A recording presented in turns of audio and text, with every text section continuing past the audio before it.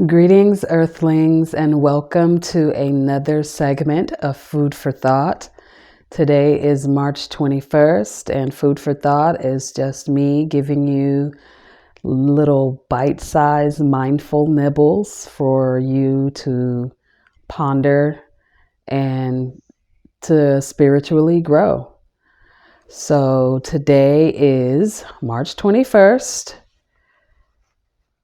I cry out with my whole heart. Psalms 119, verse 145. Water purifies, water nurtures. Water is the healing force of the universe. Water cleanses, water corrodes. Water refreshes. It is the conduit of growth, protection, and maintenance. Crying produces salt water. It purges, protects, and expands the spirit. Crying is a release, a cleansing, and expression. However, we must learn to cry with an agenda. Are you crying to release, to purify, to cleanse? Are you angry, frightened, worried, or elated? We may cry because of a particular situation, but there is underlying emotion we all really need to express. When done properly, crying brings clarity and healing to the body and to the spirit.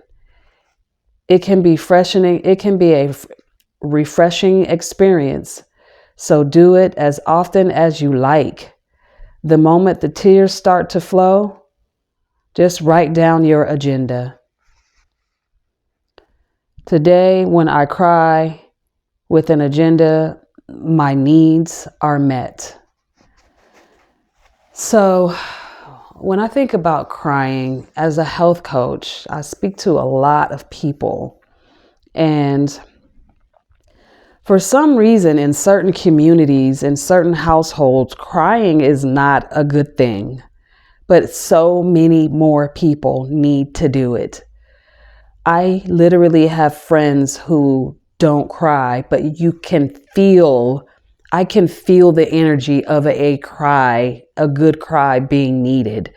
It's a major release, and for some reason, I know in the African American community, a lot of us grew up being told to stop crying, especially to the boys. And that's what I just don't like. I can't stand it because we teach our young boys not to cry, and then they grow up being grown men who are afraid to cry.